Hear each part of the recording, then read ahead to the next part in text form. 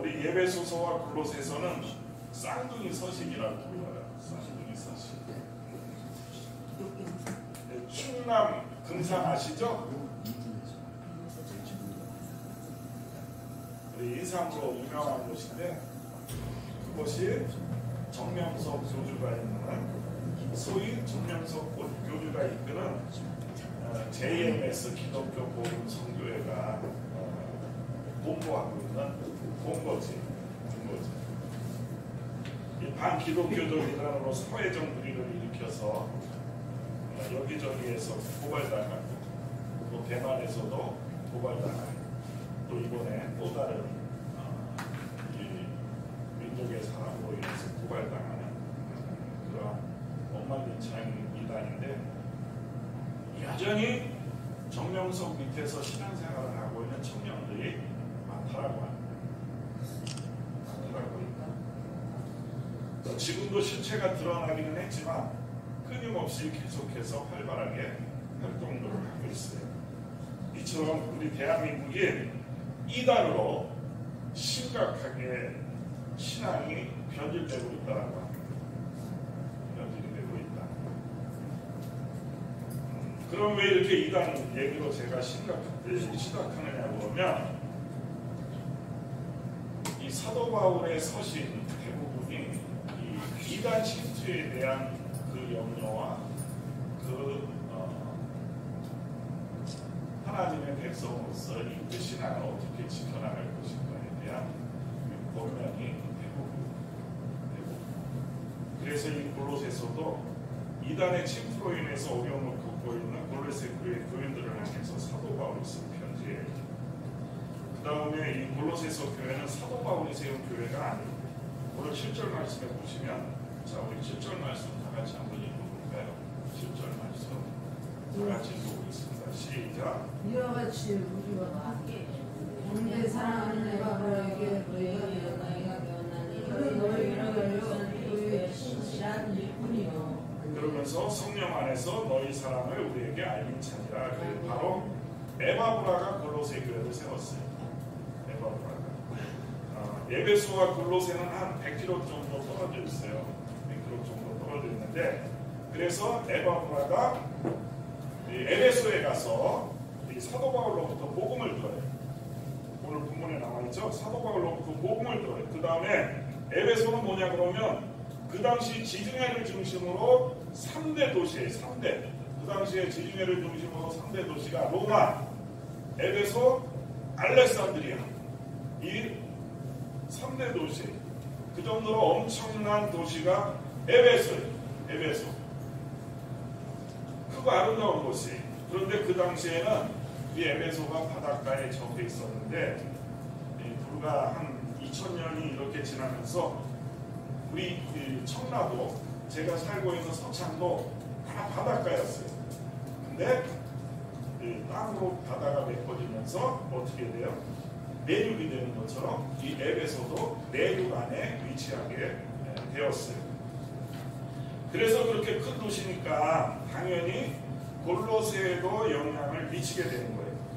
그래서 에바브라가 에베소에 가서 사도 바울로부터 복음을 배워서 골로새에 가서 교회를 세운 거예요. 그래서 오늘 본문에도 그런 얘기가 나오죠. 에바브라에게 너희가 배웠나니. 그리고 에바브라는 스스로 에베소에 가서 골로새 교회 소식을 전하는 거예요. 8절에 보면 성령 안에서 너희 사랑을 우리에게 알린 자니라. 우리에게 알린 자라. 사도 바울이 얘기하고 있는 거예요. 그러면 사도 바울이 그걸 듣고서는 문제가 있구나 그러면서 이 서신을 보내는 거예요. 서신을 보낸 거예요. 그래서 에베소서를 쓴 시기하고 골로새서를 쓴 시기하고는 같아요. AD 62년경이라고 추정을 하고 있는데, 사도 바울이 어디에서 썼냐면, 사도 바울이 에베소서를 어디에서 썼어요? 감옥에서 썼어요. 감옥에서. 이 골로새서도 마찬가지로 사도 바울이 감옥에서 기록을 했어요. 지금 코로나19라고 하는 이 바이러스로 인해서 실체가 적나라하게 드러났지만, 신천지라고 하는 것이 여전히 가장 큰 문제를 일으키고 있는 이단 종파가 신천지. 드러나지 않는 이단들이 엄청 많아요. 일반 교회들도. 그런데 그들로 인해서 묻혀버리는 거예요. 이 정명석이나 또 이런 신천지로 인해서 묻혀버리는 거예요. 그게 많은 교회들에게 이 추수꾼이라고 하는 이런 신천지 사람들이 침투를 해서 이 교인들을 미혹하고 빼가고 문제가 많이 일으켰어요. 그런데 이 이단 문제는 오늘날에만 있는 얘기가 아니라 물론 초대교회 당시부터도 있었어요. 예수님 당시에도 마르시온이라고 하는 이단 종파가 있었어요. 마르시온 이름을 들어봤는지 모르겠지만 마르시온이라고 하는 이단 종파가 있었어요. 그리고 사도 요한이 요한복음을 쓰죠. 요한복음을 쓰는데 이 요한복음을 쓸 당시부터 이단 문제가 발생했어요.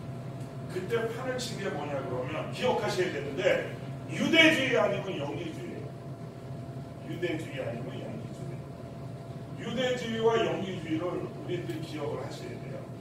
기억을 하셔야 돼요. 모든 기독교의 이단의 뿌리들이 여기서 시작을 해요. 유대주의와 영지주의, 여기에서 모든 기독교의 이단들이 시작을 해요.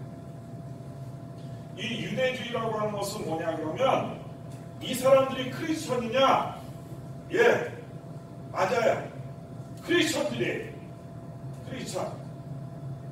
맨 처음에 유대교를 믿다가 복음을 듣고 기독교로 넘어온 사람들이 유대주의 사람들, 초대 크리스천들이 유대교에서 이 복음을 듣고 기독교로 넘어온 사람들.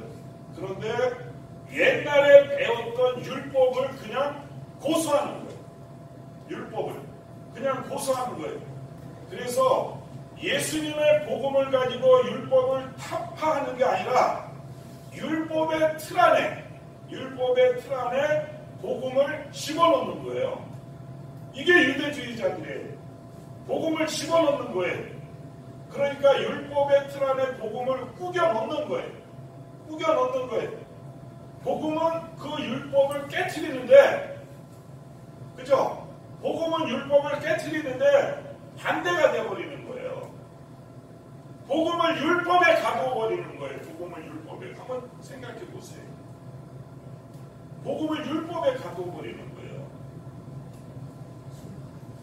영지주의는 헬라주의자라고도 하는데, 헬라주의, 이 사람들이 원래 헬라 사람들, 이방인들, 헬라 사람들이. 헬라는 뭐냐 그러면 이 헬라 철학, 그 당시에 그 유명한 뭐 아리스토텔레스, 플라톤, 뭐 이런 많은 이 철학자들이 있었거든요. 이들이 헬라 철학의 기초를 써요. 기초를. 우리 신학할 때 철학 배우잖아요. 철학하고 신학하고는 굉장히 밀접한 관계를 갖고 있어요. 그래서 철학과 나온 사람들이 이 신학을 하게 되면 정말 복음 안에 있는 사람들은 정말 복음주의적인 그런 설교들을 하세요. 복음주의적. 그런데 이 복음을 듣고 크리스찬이 되었어요. 복음을 듣고 헬라 철학에 눈 떴던 사람들이 복음을 듣고 크리스찬이 되었어요. 그런데 이 복음으로 철학을 무너뜨리는 것이 아니라 이 사람들이 자기네들이 가졌던 그 철학의 틀 안에 복음을 가두어버리는 거예요. 복음을 거꾸로 하는 거예요. 거꾸로. 뭐 그러면 뭐 대수냐 그러겠는데, 이럴 수 있는데 절대 그렇지 않아요. 헬라 철학은 이원론이에요. 이원론이라고 하는 것은 영혼은 깨끗하고 높고 고상한 것이고 육은 더러운 것이다. 그러면 그런 소리 들으면 어떻게 해? 그럴듯하죠. 그럴듯해요. 영혼은 깨끗하고 육은 더러운 것이다. 그 다음에 영혼은 영원하고 육체는 일시적이다. 맞죠? 그 높고 고귀하고 영원한 예수님께서, 그러면 그거는 인정하는 거예요. 그죠? 예수님을 인정하는 거예요. 예수님이 하나님의 아들이라고 하는 것을 인정하는 거예요. 그런데 어떻게 그런 예수님께서 더럽고 일시적인 육체를 입을 수 있느냐? 영지자들이 그러는 거예요. 그걸 뭐라고 그래요? 가연설이라고 그러는 거예요. 가연설. 그래서 이단들이 어떻게 해요? 이런 성적 타락이 일어나는 거예요. 그래서 이단들이 성적 타락. 야, 그 육체는 더러운 거야. 그거 이 땅이 다야. 그러면서 타락을 시켜버리는 거예요. 성적 타락이. 그래서 일어나는 거예요. 그래서 사실은 예수님은 이 가연설 뭐예요? 가짜로 나타난 거다. 즉 눈에만 보이는 모습으로 임하셨다라고 주장하는 게 영지주의 교리예요. 영지주의 교리. 진짜로 육을 입은 것이 아니라고 하는 거예요. 그러니까 지금들 보면 유대주의와 영지주의가 막 혼합이 돼서 지금 복음 안에서 그게 막 선포되고 있어요. 혼합이 돼서.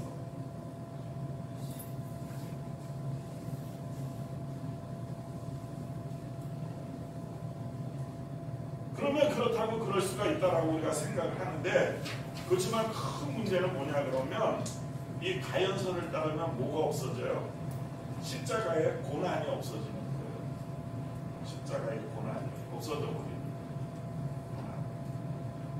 십자가의 고난이 무의미해지는 거예요.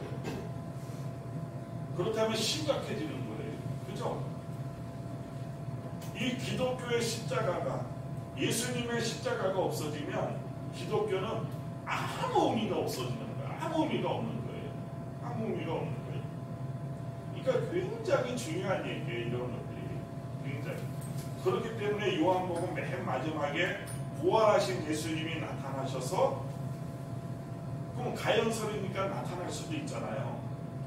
그런데 예수님께서 갈릴리 호숫가에서 어떻게 해요? 떡을 굽고 고기를 구워서 제자들과 함께 냠냠 짭짭 맛있게 드세요. 사도 요한이 의도적으로 기록을 한 거예요. 그걸 의도적으로. 그러니까 예수님은 실제로 육체를 가지신 분이고 부활하신 분도 육체다라고 하는 것은 영지주의자들의 잘못된 주장을 무너뜨리기 위한 얘기라고 하는 거예요. 이런 것들이 굉장히 중요한 얘기예요. 그러니까 우리들이 정확하게 복음의 실체를 모르면 어떻게 돼요? 엉터리에 놀아나기 쉬운 거잖아요. 엉터리. 그래서 성경에서도 그 우리의 무지가 방자하게 된다라고 그러잖아요. 방자하게 된다. 그래서 오늘 본문 6절에 보시면 그리스도의 은혜로, 자, 성경을 잘 보세요. 성경을 잘 보세요.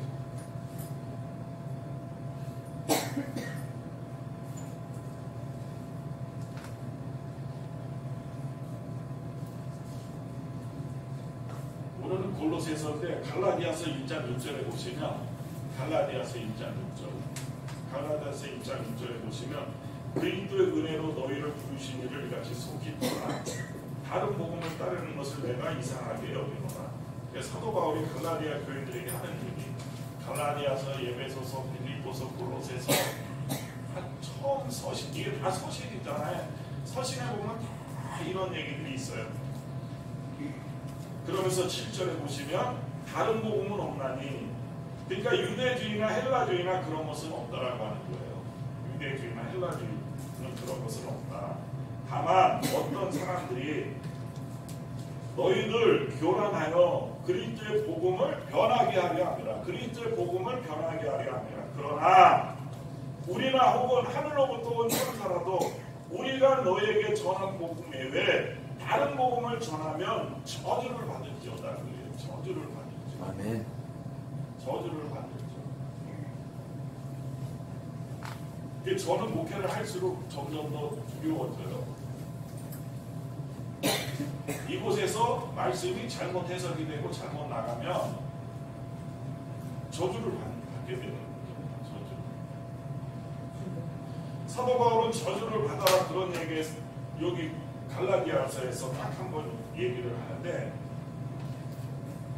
어떤 사람도 저주의 대상이 아니지만 이단들은 저주의 대상으로 규정해버린 거예요. 이단들은 저주의 대상으로 규정해버린 거예요. 그러니까 여기에서 보면 이단들에게 너무너무 쉽게 넘어간다라고 하는 얘기예요. 너무너무 쉽게 넘어간다. 예수님께서도 이단에 대해서 말씀하셨어요. 마지막 때가 되면 이단들이 막 횡행한다. 거짓 그리스도가 나타나서 너희들을 미혹할 것이지만 절대로 정신 똑바로 차리거나 끌려다녀서는 안 된다 이렇게 경고하셨어요. 마태복음 24장 4절에 예수께서 대답하여 이르시되 너희가 사람의 미혹을 받지 않도록 주의하라. 많은 사람이 내 이름으로 와서 이르되 나는 그리스도다 하여 많은 사람을 미혹하리라. 그러면서 요한복음 10장 10절에 말씀하시죠. 도둑이 오는 것은 도둑질하고 죽이고 멸망시키는 것뿐이다. 내가 온 것은 양으로 생명을 얻고 그 생명을 어떻게 한다? 풍성하게 얻게 하려는 것이다. 이게 예수님이 이 땅에 오신 목적이에요. 자, 그러면 왜 이단에 빠지는 것일까? 왜 이단에 빠지는 것일까? 왜 사람들이 이단에 빠지는 것일까요? 왜? 이 스카펠 박사라고 하시는 분이 두 가지 원리를 지적을 해요. 두 가지 원리는 게으름과 영적 무지. 게으름과 영적 무지. 늦게 자고 늦게 일어나고 그게 게으름이 아니에요. 게으름과 영적 무지. 뭐냐 그러면 자기 개발과 자기 발전을 위해서는 많은 노력이 필요해요. 그죠? 많은 노력이 필요해요. 그런데 힘이 드니까 포기해요. 공부하는 거 얼마나 힘들어요. 그죠? 얼마나 힘들어요. 저도 의자에 앉아있다가 꾀가 날 때가 얼마나 많은지 몰라요. 이거 일어나고 싶어. 이거 의자에서 일어나고 싶어. 그리고는 자기를 갖다가 어떻게 어떤 유력한 사람에게 맡겨버려요.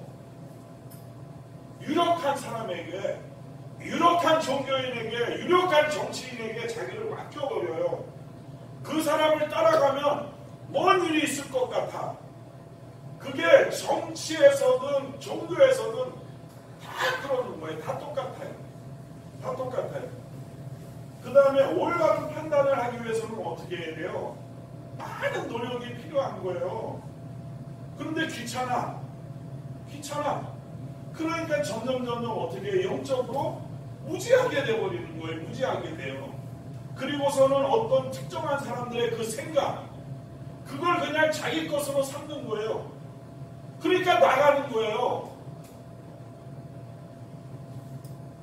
그게 정치계에서도 종교계에서도 다 마찬가지 일이에요. 그러니까 저는 보면요, 정치 지도자들을 위해서 목숨 걸고 싸우는 걸 보면 정말 웃긴 거예요. 정말 웃긴 거예요. 도대체 저게 뭔데? 종교도 마찬가지예요. 종교도 그게 뭐냐 그러면 게으름과 영적 무지에서 나오는 거예요. 게으름과 영적 무지에서. 그러니까 영적 무지와 게으름에서 오는 거예요. 영적 무지와 게으름에서.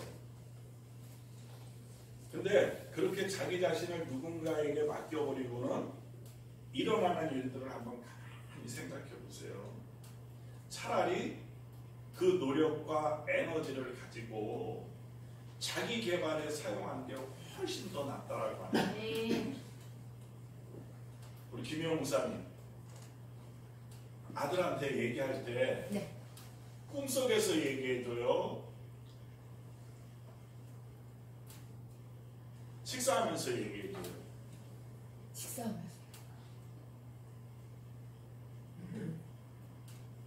식사하면서 얘기하죠? 네. 중요한 얘기. 네. 정말 중요한 얘기라고 한다면. 네? 얼굴과 얼굴을 맞대고 얘기하죠? 꿈속에서 얘기 안 하죠? 저 검단에 가보면은 주임의 교회 아시죠? 맨날 입신한다고 그러고. 근데 목회자들이 얼마나 거기 가는지 아세요? 예배 드리다가 입신한다고 자. 목사가. 피곤하니까 자라고. 그리고 2시간 동안 기다려. 그게 입신. 그런 데가 얼마나 많아. 그러면서 매주 한 번씩 처리할, 매일 처리하는 게 매일 처리하는 게. 피곤하겠네. 그리고 수두룩해요. 그런 사람 수두룩해. 반석 깔고 쓴 사람 말이죠. 대한민국에 김용동. 네. 나 이런 얘기 안 했어요.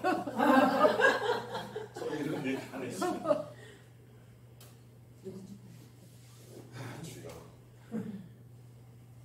근데 자 이단을 구별하는 절대 2가지가 있어요. 절대 2가지가. 그러니까 이단에 빠지는 이유는 영적 무지와 게으름이거든요. 그냥 자기가 개발하고 연구하고 공부하는 게 싫으니까 어떤 한 사람을 지칭해서 그 사람에게 맹종하고 따라가. 그게 다 맞는 것처럼. 자, 이단을 구별하는 절대 2가지 기준이 있는데 첫째는 뭐냐 그러면 예수님만을 구세주로 인정하는가요? 예수님만을 구세주로 인정하는가. 모두 다 기독교 이단들은 여호와 하나님을 믿어요. 눈에 보이지 않으니까. 그 다음에 성령님을 인정해요. 그런데 예수님은 부인해요. 여호와의 증인을 보면은 이 파수꾼이라고 하는 인쇄물을 돌리고 그러잖아요. 거기에 보면 예수님이 그냥 일자 십자가에 그냥 달려있는 거예요. 일자 십자가. 일자 나무. 십자가가 아니에요. 일자 나무. 왜 그렇게 표현했냐면 묶여가지고 그려놨더라. 네네. 왜 그렇게 했냐면 그냥 기둥에 매달린 모습으로 묘사를 하는 거예요. 기둥에 매달린 모습으로. 그렇게 함으로써 뭐를 부인해버려요? 십자가를 부인해버리는 거예요. 십자가를. 그러니까 그것만 잘 들여다보면 구별할 수가 있죠. 구별할 수가. 그리고 이단들은 교주 자신이 뭐라 그래요? 구세주로 자처를 해요. 구세주로. 그 다음에 아주 교묘한 것은 뭐냐 그러면 예수님도 인정해. 아주 교묘해. 예수님도 인정해. 근데 교주 자신을 예수 그리스도와 동일하게 여기는 거예요. 동일하게. 신격화, 동격화 시켜버리는 거예요. 본인을. 예수님과 동격화. 근데 여러분 특정 이단이 아니더라도 목사 자신이 절대자로 주장하는 교회 많아요. 절대자로 내 말이 예수 말이다. 내 말이 나를 섬기는 것이 예수님을 섬기는 거다. 동격을 주장하는 교회들이 많아요. 이단들의 형태가 똑같은 거예요. 똑같은 거예요. 어떤 교회에 실제 있었던 일이에요. 청년. 제가 이제 청소년 사역을 한 20년을 했거든요. 20년 했는데 세례를 받으려고 세례 교육을 받잖아요. 그런데 어떤 청년이 세례를 받으려고 교육을 받는데 세례 문답의 맨 마지막이 뭐냐 그러면요. 하나님과 담임 목사님을 동등한 이치로 인정하십니까? 하나님과 담임 목사를 동등한 이치로 인정하십니까? 근데 그걸 예스를 해야 되는데 도무지 답이 안 나오더래요. 그 청년이. 그게 영적으로 깨어 있었던 청년이죠. 그러니까 이단이 아니더라도 그렇게 자기를 주장하는 목사들이 관리하는 교회들은 이단적인 것들이 너무너무 많은 거예요. 둘째, 성경 66권 외에 중시하는 다른 책이 있는가? 그 여부예요. 통일교는 뭐가 있어요? 통일원이라고 하는 것이 있어요. 몰명교회는 몰명경이라고 하는 것이 있어요. 그걸 경전으로 사용을 하는 거예요. 성경 대신에 경전으로 사용을 하는 거예요. 그런데 또 여기에서 분명한 게 있어요. 성경 66권은 다 인정을 해요. 근데 그 밖에 다른 거. 그러니까 요거는 꼭 해야 돼. 요거는 꼭 해야 돼. 자기 교회 와서 요거는 꼭 해야 돼. 안 그러면 그 교회 성도가 아니라고 하는 거예요. 요거는 꼭 해야 돼. 어떤 특정 교회에서는 뭐냐 그러면 제자 훈련을 안 받으면 그 교회 취급을 안 해요. 안 해요. 그것도 뭐냐 그러면 제자 훈련을 시키는 이 교재가 성경만큼 중요하게 되었다라고 하는 거예요. 중요하게 되었다. 어떤 교회는 자신이 만든 교리를, 목회자가 만든 교리를 가르치기 위해서 성경 구절을 인용을 해요. 인용을 해요. 근데 이런 것도 있어요.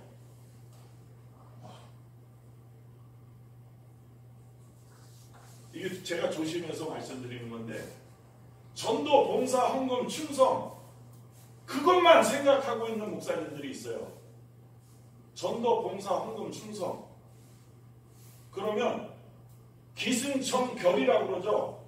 기승전결.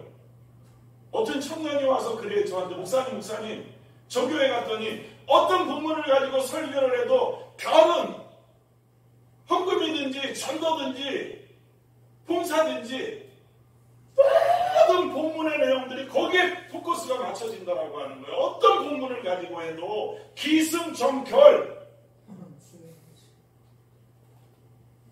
그래서 주제 설교를 하게 되면 주제 설교, 성경 말씀이 주가 아니라 자기가 주장하는 것에 대한 보조수단으로 성경 말씀을 인용하는 거예요. 그래서 전 땡땡 목사가 뭐라고 그랬어요? 모세오경만 성경이고 나머지 모든 성경들은 다 그 모세오경을 해설한 해설서라고 그랬잖아요. 그걸 누가 사두개인들이 그랬던 거거든요. 사두개인들이 예수님을 죽였던 바리새인과 사두개인들이 모세오경만 인정한 거예요. 다른 성경은 인정하지 않았어요. 그러면서 부활도 인정하지 않고 천사도 인정하지 않고 사탄도 인정하지 않고 천국도 인정하지 않고 영생도 인정하지 않고 오직 모세오경만 인정한 거예요. 그러면서 이 정치인들, 권력자들의 기생에서 살아갔던 종교 지도자들이 사두개인들이에요. 사두개인들.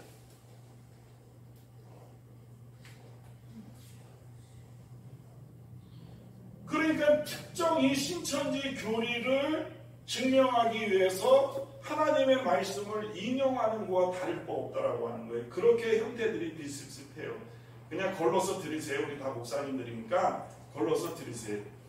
요즘 많은 교회들이 신천지에게 속절없이 당했잖아요. 속절없이. 왜 그래? 말씀에 바로 서지 못했기 때문이거든요. 아멘. 이거는 모두 다 영적 교사의 목사들의 책임이에요. 목사들의 책임. 전적으로. 그 사람들의 책임이 아니라 목사들의 책임이에요. 어떤 교회에서는 기도만 강조해요. 기도만. 그러니까 나머지 99.9%의 성경 말씀은 다 침묵하는 거예요. 침묵하는 거예요.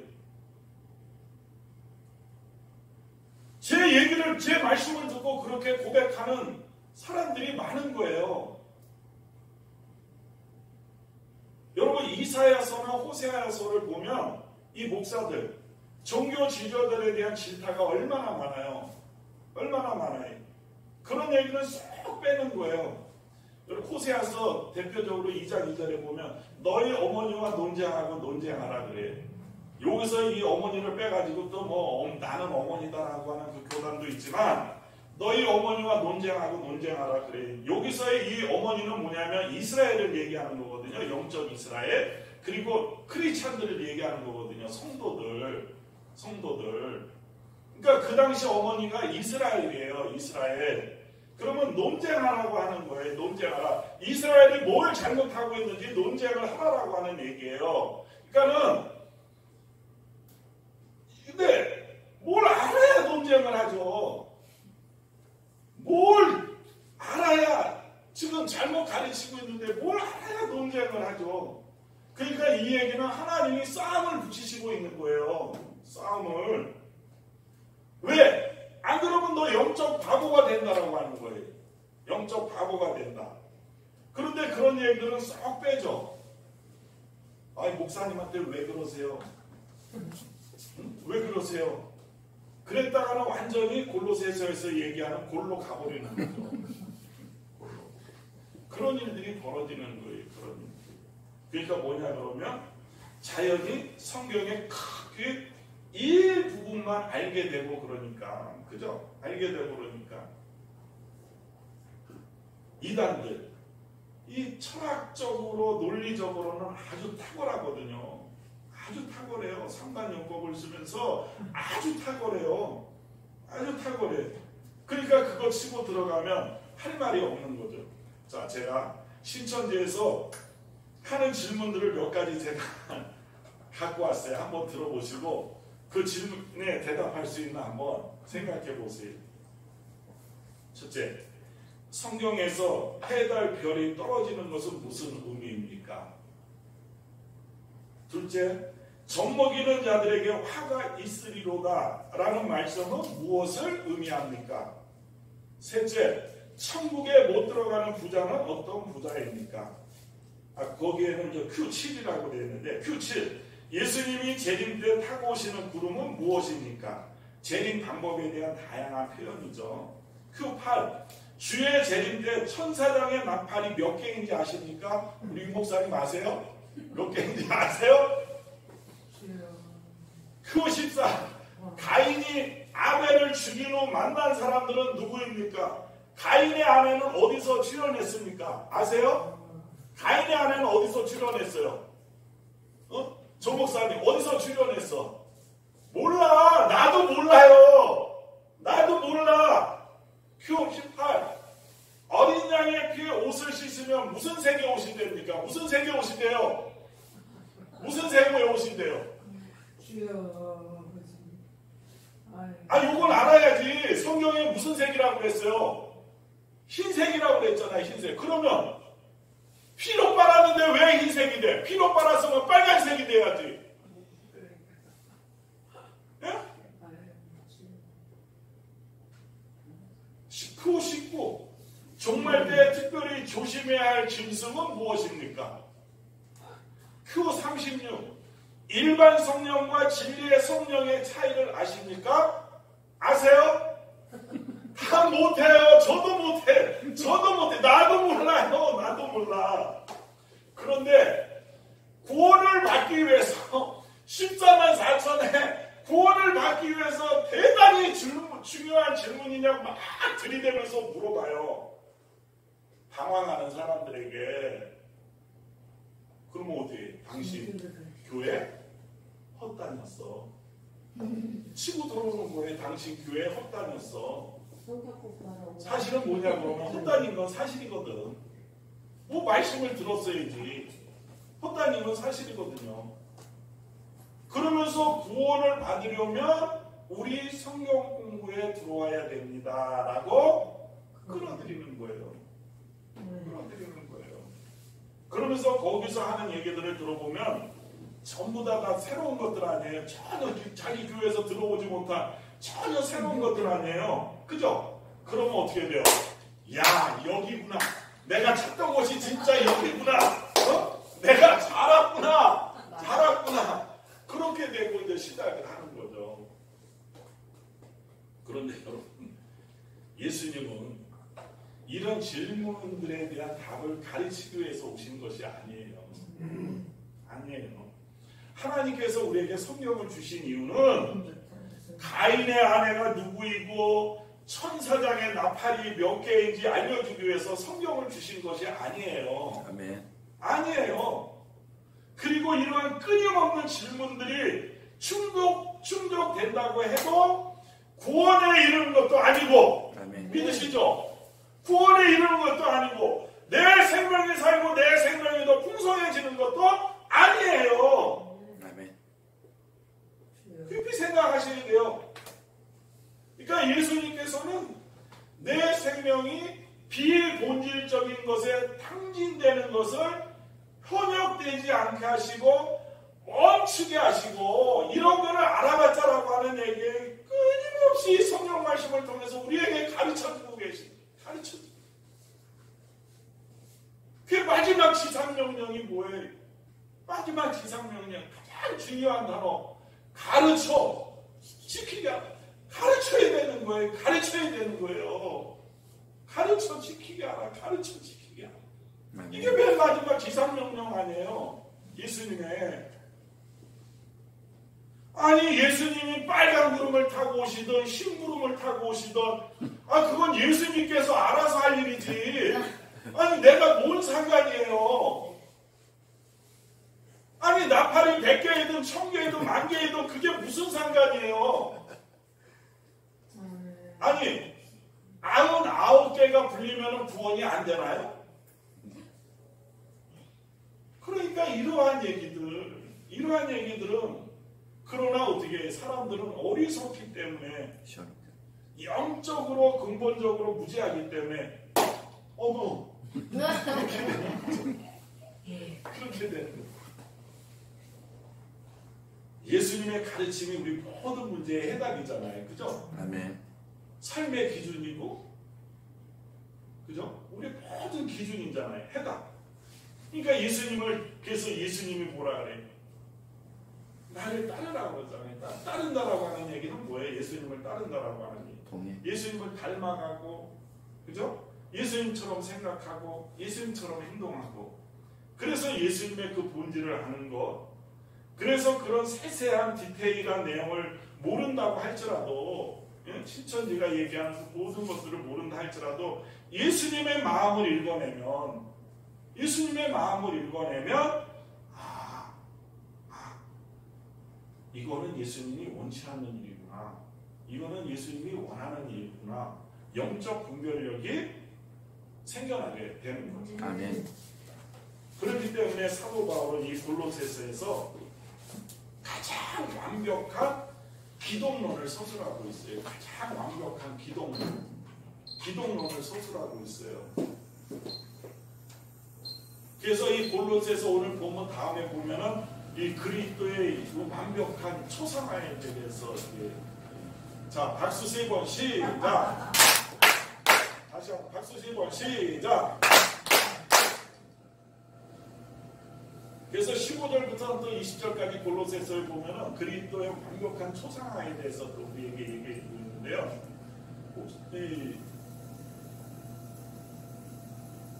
시간 되실 때 우리 교회 오시면 제가 말씀을 드리겠습니다. 성경책 어디에도 예수님 어떻게 생겼느냐에 대한 이런 방구도 없어요. 여러분 믿으시죠? 아멘. 이런 방구도 없어요. 뭐 신장이 크나 적으냐, 금발이냐, 흑발이냐 이런 방구도 없어요. 이건 뭐냐 그러면 겉모양. 비본질적인 질문은 하나도 안 중요하다라고 하는 것을 우리에게 그러니까는 그리스도에 대한 완벽한 초상화를 왜 제시해 주시느냐. 사도 바울이 얘기했죠. 다른 복음을 전하는 사람들은 뭐를 받는다? 저주를 받을지어다처럼 예수님의 복음, 예수님이 어떤 분인가를 정확하게 알면 어떤 경우에도 흔들리지 않는다. 아멘. 그리고 우리가 한 가지 알아야 할 것이 있는데요. 이 신천지 추수꾼들 활동을 하려고 일반 교회로 들어가는데 제대로 된 복음을 전하는 교회들이 있거든요.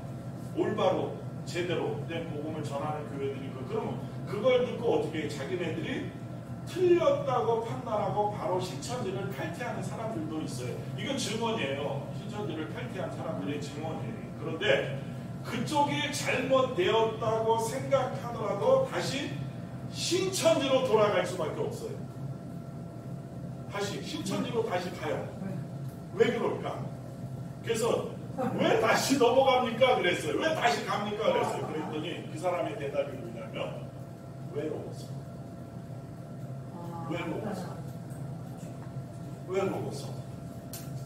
왜 그러냐 그러면 이단들은 이 배타적인 공동체들 아니에요.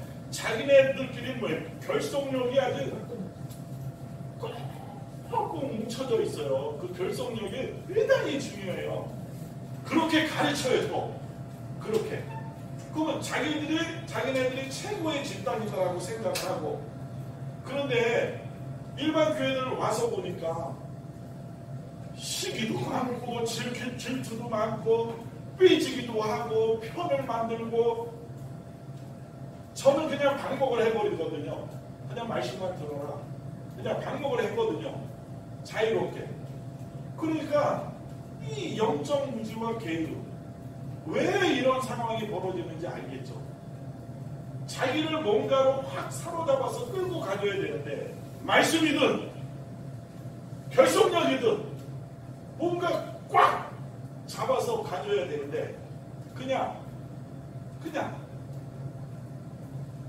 이런 여러 가지 일이 일어나니까 외로운 거죠. 외로운 거죠. 그러니까 이런 것들도 중요한 거예요. 굉장히 무서운 거예요. 그런 걸 파고드는 거예요, 이 사람들이.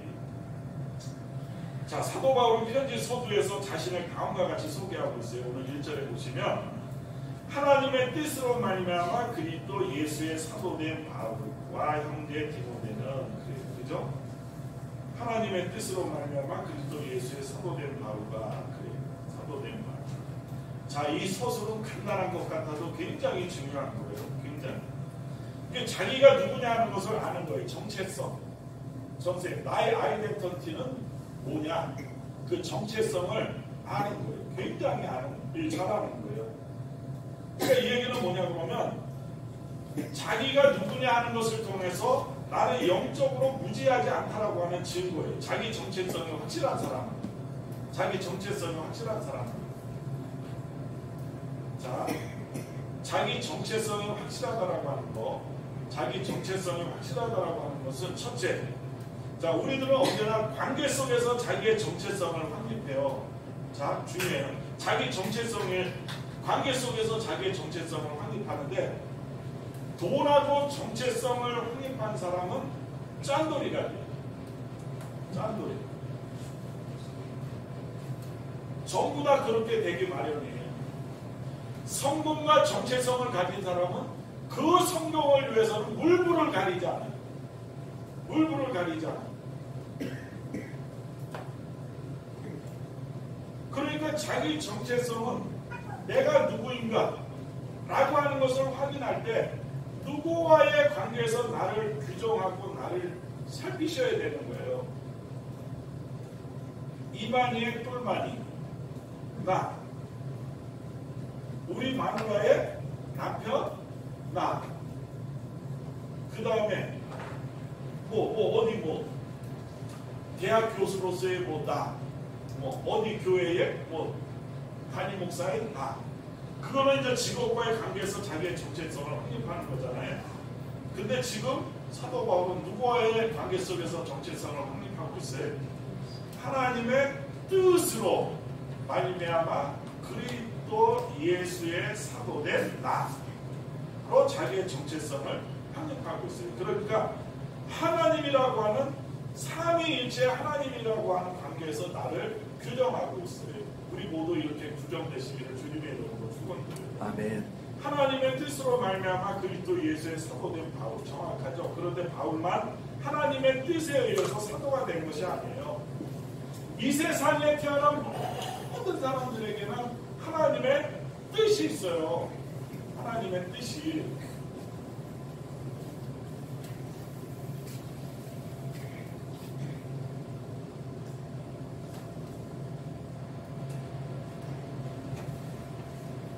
이 세상에 태어난 모든 이들에게, 이 세상에 태어난 모든 이들에게, 자, 적으세요. 네, 자, 이 세상에 태어난 모든 이들에게는 하나님의 뜻이 있어요. 지금 사도 바울이 하나님의 뜻으로 그랬잖아요.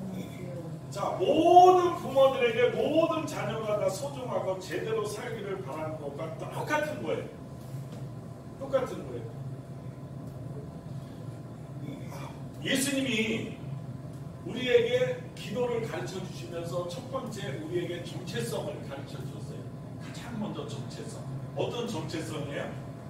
나는 하나님의 자녀다 라고 하는 정체성이에요. 하늘에 계신 우리 아버지라고 부르거든요. 하늘에 계신 우리 아버지. 내 정체성으로부터 시작이 돼요. 예수님의 기도가, 우리에게 가르쳐 주신 기도가 내 정체성으로부터 시작이 되는 거예요. 아버지와 딸의 관계, 아버지와 아들의 관계. 그러면 아버지와 나와 자녀의 관계는 우리가 아버지에게 어떻게 해야 되는지 알아요, 몰라요? 알죠? 알아요. 알죠? 그렇게 우리가 반응하면 되는 거예요. 그렇게 반응하면 되는 거예요. 그러니까 내가 이 땅에서도 세상적으로는 유명하지 않더라도 나는 우리 부모에게 있어서는 뭐예요? 부모에게 있어서는 가장 귀한 아들, 귀한 딸. 소중한 자녀예요. 그죠? 가장 소중한 존재. 그러니까 여러분 있잖아요. 아무리 시시한 사람이 있어도요. 제 아들이 아무리 시시한 사람이라고 하더라도요. 세상이 뒤집히고 북한에서 핵 개발을 한다고 할지라도 우리 아들 손가락 하나 다친 거 그게 더 나에게는 소중해요. 그게 나에게 더 중요한 거예요. 그게 훨씬 나에게는 신경 쓰이고 마음이 아픈 거예요. 그러므로 내 자녀가 바뀌었다. 내 자녀가 바뀌었다라고 하는 것처럼 변화되었다라고 하는 것처럼 기쁜 일이 없는 거예요. 그죠? 기쁜 일이 없는 거예요. 여러분 내가 아무리 큰 성공을 이루었다고 하더라도 내 자녀가 시원치 않으면 그 성공은 어떻게 돼요? 무색해져 버리는 거예요. 그죠? 우리 TV를 통해서 많이 보잖아요. 그 자녀의 아픔을 통해서 우리의 성공이 무색해 버리잖아요. 내가 아무리 큰 성공을 했다고 할지라도. 그러나 내가 아무리 무익한 사람이고 아무것도 없는 사람이고 시시한 사람이라 할지라도 내 자녀가 잘 되었다 그러면 내 목은 어떻게 돼요? 좀 힘이 들어가죠. 그죠? 내가 아무리 시시해요. 그게 하나님의 영광을 드러내는 거예요. 내가 어떻게 이 땅에서 사느냐에 따라서 하나님의 영광이 되는 거예요.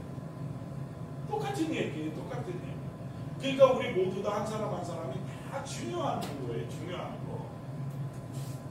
하나님의 뜻이라고 하는 것은 거창한 게 절대로 아니에요. 이 세상에서 가장 기본이 되는 하나님의 뜻은 뭐냐면요. 제가 세 가지로 말씀드릴 텐데 생명이에요. 생명. 하나님의 뜻. 생명이에요. 생명. 생명은 뭐냐 그러면 살라는 명령이에요.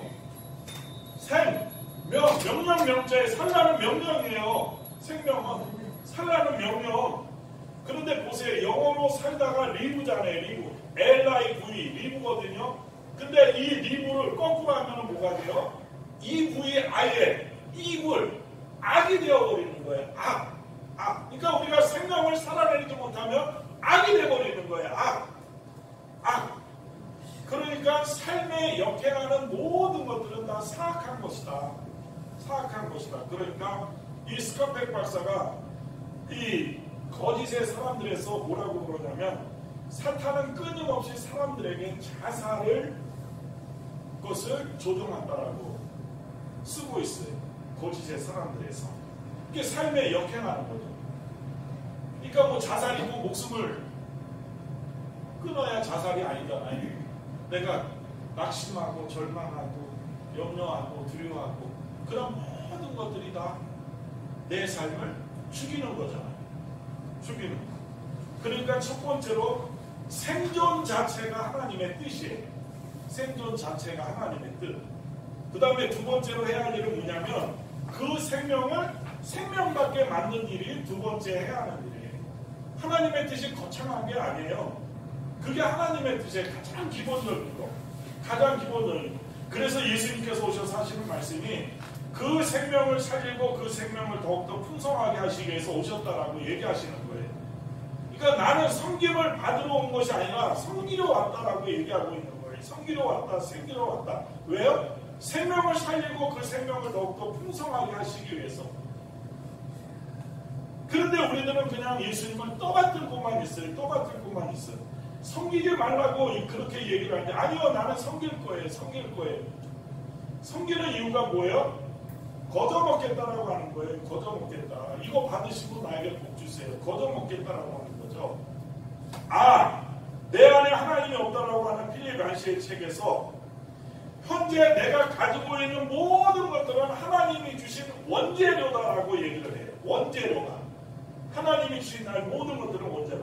내 출신, 성문, 재능, 재산 정도, 잘하는 거, 못하는 거, 장점, 단점, 성격, 외모, 건강. 우리 아내가 그러더라고요. 당신의 고집도 하나님이 쓰신다고. 네, 고집. 이 모든 것 다 원재료예요. 하나님께서 내게 주신 원재료. 하나님이 주신 원재료. 그러니까 그 원재료를 가지고 두 번째로 하나님의 뜻에 맞게 살라라고 하는 것이 생명을 생명답게 살아내라고 하는 것이 하나님의 뜻이에요. 하나님의 자녀답게. 그게 하나님의 뜻이에요. 세 번째는 뭐냐 그러면요. 내가 가지고 있는 그 원재료를 가지고 작품을 만들려고 하는 거예요. 작품을 만들라. 포에마. 그가 만드신 바라. 에베소서에 얘기하고 있잖아요. 그가 만드신 바라. 만드신 바라가 포에마예요. 포에마. 작품. 너는 내 작품이다. 자, 흙이 있어요. 흙. 그 흙을 갖고서는 고려 자기도 만들어내기도 하고, 그죠? 일반 밥그릇도 만들어내기도 하고, 여러 가지들을 만들어내잖아요. 근데 우리들은 뭐예요? 계속해서 교회에서 하는 게 뭐예요? 기도 제목을 내놓으라고 하면 뭘 얘기해? 이 원재료의 부족만 탓하고 있어요. 원재료의 부족만. 이 부실한 내 원재료를 어떻게 해야 될 것인가? 그 원재료의 개선만을 요구해. 부자 되게 해주세요. 건강하게 해주세요. 뭐하게 해주세요. 해주세요. 그러니까 내가 가지고 있는 원재료로 하나님의 작품을 만들 생각을 하지 않고 예수님께서 이 땅에 오셨어요. 하나님의 아들이에요. 그럼에도 불구하고 가장 부실한 원재료를 택하셨어요. 예수님이. 가장 부실한 원재료 탄생부터 가장 더럽고 추한 곳에서 시작을 해요. 예수님이. 어떤 비천한 사람도 예수님처럼 냄새나는 여물통 위에서 태어난 사람 아무도 없잖아요. 안 이어봤잖아요. 택하신 장소도 저주의 땅 나사렛이에요. 나사렛. 그러니까 다니엘이 그러잖아요. 나사렛에서 무슨 선한 것이 날 수 있겠느냐. 그 다음에 가난한 집안 출신의 목수에 일일 노동자라고 하는 뜻이 평생 동안 머리 둘 것도 없는 노숙자예요. 그런데 예수님은 본인이 가지고 있는 그 원재료의 개선을 위해서는 초능력을 단 한 번도 사용한 적이 없어요.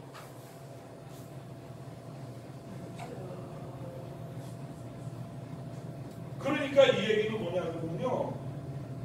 원재료. 나에게 주신 원재료. 지금 내가 현재 가지고 있는 원재료는 개선을 할 필요가 없다라고 하는 거예요. 거기에 시간과 생명과 에너지를 탕진하지 말라라고 하는 얘기예요. 없다. 그러면서 제일 첫 번째 가르침이 뭐예요? 상상수훈에서 가난한 자는 복이 있나니 하나님의 나라는 저의 거라고 그러잖아요. 자, 여기 우리 마태복음에는 신령이지만 누가복음에는 실질적인 가난. 자, 우리 여기 가난하다고 나 복이 있다라고 생각하시는 분 있어요? 가난하니까 나 복이다. 이 가난이나 복이다. 나. 예수님이 그렇게 말씀하셨어요. 이 사실을 깨닫는 자만이 천국에 들어갈 수 있다라고 하는 거예요. 천국에 들어갈 수 있다. 젠장. 우리가 지금까지 가난해서 얼마나 지긋지긋하게 생각하고 저주로 생각했어요. 그것을 벗어나기 위해서 별짓을 다 하는 거예요. 태어날 때부터. 그죠? 태어날 때부터 경쟁하고. 그런데 아닌 거예요. 그렇다고 찌질하게 살라고 하는 얘기가 아니에요. 예수님은 그런 사람들에게 더 많은 것을 주세요. 에이덴의 복이라고 하는 것이 에이덴. 이 평강이 에이덴이라고 하는 뜻이거든요. 평강이 헬라어로 에이덴인데 에이덴의 뜻은 뭐냐면 평안하다라고 하는 뜻인데 거기에 또 한 뜻이 뭐냐면 부요함이 있다라고 하는 뜻이에요. 부요함. 그러니까 평안함 가운데 평안한 가운데 내가 쓸 것들이 늘어난다라고 하는 뜻이에요. 평강이라고. 그러니까 예수님은 그냥 우리를 찌질하게 그냥 가난하게 두지 않으세요. 근데 예수님의 그 말씀 안에 우리가 있으면 내가 충분히 살 수 있도록 하나님께서는 우리를 인도해 가세요. 그러니까 원재료를 어떤 원재료를 가졌더라도 가장 훌륭한 작품이 될 수 있다라고 하는 거예요. 그러니까 이 성경 전체를 보면요, 원재료를 개선해 주신 적이 한 번도 없어요. 다만 그가 가진 원재료를 가지고 아브라함, 이삭, 야곱, 요셉, 다니엘 모든 믿음의 사람들이 그 갖고 있는 원재료를 가지고 어떻게 하나님께 반응하고 어떻게 결단하고 어떻게 사용하고 어떻게 생각했는지를 우리에게 가르쳐주는 것이 바로 그 성경 안에 등장한 모든 인물들이 우리에게 가르쳐주는 거예요. 그래서 이 성경책이 생명의 책인 거예요. 생명의 책. 최고의 원재료를 가진 사람이 누구예요? 사도 바울이에요. 사도 바울. 그런데 부활하신 예수님을 만난 다음에 그 모든 것들을 뭐로 여겼어요? 한 글자로? 한 글자로 뭐로 여겼어요? 예. 배설물로 여겼다고 그래요. 빌립보서 3장 8절에 보면 모든 것을 해로 여기면 내 주 그리스도 예수를 아는 지식이 가장 고상하기 때문입니다. 예수를 아는 지식이 가장 고상하기 때문에 내가 그를 위하여 모든 것을 잃어버리고 모든 것을 삐거로 여겼노라. 배설물로 여겼노라. 그리고 자기의 그 빛나는 장점들은 어떻게 해요? 장점들은 다 버리고 자신의 연약함만을 자랑합니다. 자신의 연약함만을 일장함이 있죠. 내가 아주 푸득불 어쩔 수 없이 내가 자랑할진데 내가 약한 것을 자랑합니다. 왜요? 예수님으로부터 힘을 얻기 위해서. 그러니까 우리들은 예수님을 닮아가야 하고 사랑해야 할 존재예요. 우리 예수님만을. 그래서 이 땅에 정말 그 예수님의 그 복음이 이 땅을 뒤덮어서 이 땅에 하나님의 공의가 되신 예수, 그 예수님만이 이 땅을 덮고 이 땅에 흘러가는 그 삶을 통해서 이 땅에 푸르고 푸른 그리스도의 계절, 그게 이 나라와 이 민족이 구해야 할, 기도해야 할 제목이다라고 하는 것을 오늘 저는 이 사도 바울의 이 골로새서를 통해서 우리 사랑하는 동역자들과 함께 나눴습니다. 그리고 우리 예수님을 사랑하고 닮아가야 할 존재로서 예수님을 잘 아셔서 우리 이 땅에서도 세상이 주지 못하는 그 평강, 부요함을 가지고 잘 먹고 잘 사시는 우리 믿음의 동역자들이 되시길 주님의 이름으로 축원드립니다. 감사합니다.